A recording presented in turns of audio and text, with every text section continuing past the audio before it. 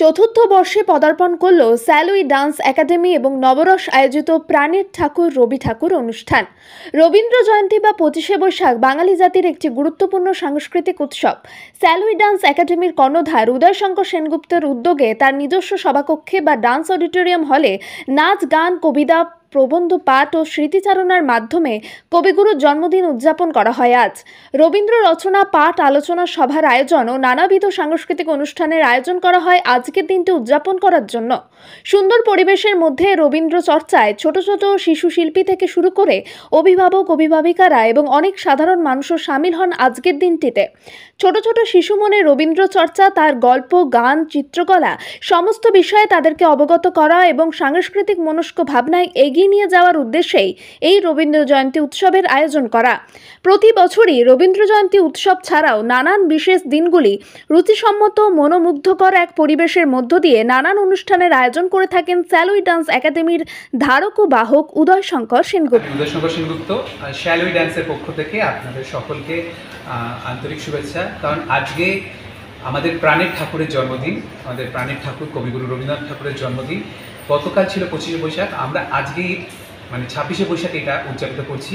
তার কারণ হচ্ছে যে 25শে বৈশাখ শিল্পী হিসেবে আমাদের প্রত্যেকের বিভিন্ন জায়গায় বিভিন্ন অনুষ্ঠানে আমন্ত্রণ থাকে, তো আমরা সেই দিনে একত্রিত হতে পারবো না এইটা ভেবেই আজকে আমরা 26শে বৈশাখ করেছি। আজকে আমাদের সকল বন্ধুরা এসছে, অনন্যা এসছে, রীতি গার্গী এসছে, আরও আমাদের ছোটো ছোটো কলাকুশলীরা রয়েছে, তারা এসছে।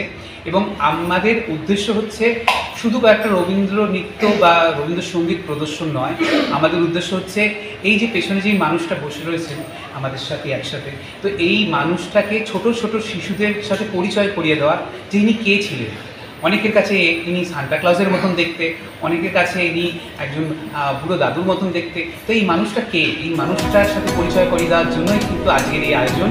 কারণ আমরা রবীন্দ্রনাথ ঠাকুরকে শৈশব, যৌবন এবং পরিণত বয়সে যেভাবে উপলব্ধি করতে পেরেছি, আমরা চাই আমাদের পরবর্তী প্রজন্ম তারাও এই যে সম্পদ রবীন্দ্রনাথ ঠাকুর রেখে গেছেন সেইগুলোকে তারা উপভোগ করুক এবং তারা জানুক এই মানুষটা কে ছিলেন। তার জন্য এই আয়োজন। এবং রিলসের শুধু ব্যাকগ্রাউন্ড মিউজিক নয়, আজকে হচ্ছে রবীন্দ্রনাথ ঠাকুর কিন্তু তার থেকে অনেক অনেক বড় কিছু, তাকে যাতে উপলব্ধি করতে পারে সেই জন্যেই কিন্তু আজকে এই আয়োজন। এবং ছোটো ছোটো শিশুরা যদি সামান্য কিছু রবীন্দ্রনাথ ঠাকুর সম্পর্কে জানতে পারে, বুঝতে পারে, তাহলে আমাদের এই আয়োজন সফল। আমার নাম উদয়শঙ্কর সেনগুপ্ত এবং আমার সাথে রয়েছে অনন্যা আর রীতি গার্গী দত্ত, সঙ্গীত শিল্পী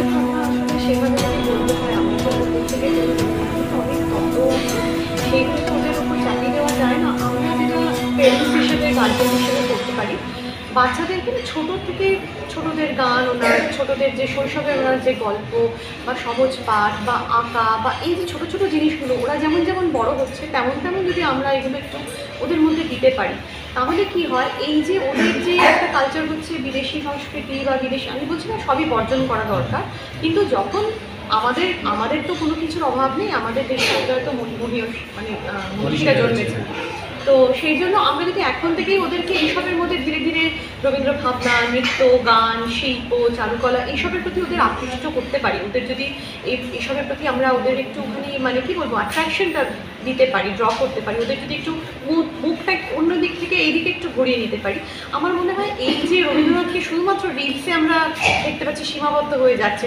এটা একটা ধরনের দৈন্যতা। তো আমার মনে হয় যে ছোটো ছোটো বাচ্চাদেরকে এটা থেকে আমরা অনেকটাই বের করে আনতে পেরে উঠবো। এবং শঙ্কুদা যে এটা করে উঠছে, শঙ্কুদা যে সেই পথের পথিক, শঙ্কুদা যে বাচ্চাদেরকে এই রাস্তায় হাঁটাতে চাইছে, শেখাতে চাইছে, চেনাতে চাইছে এই রাস্তাটা, তার জন্য আমার মনে হয় শঙ্কুদার অত্যন্ত শুভেচ্ছা আমাদের তরফ থেকে।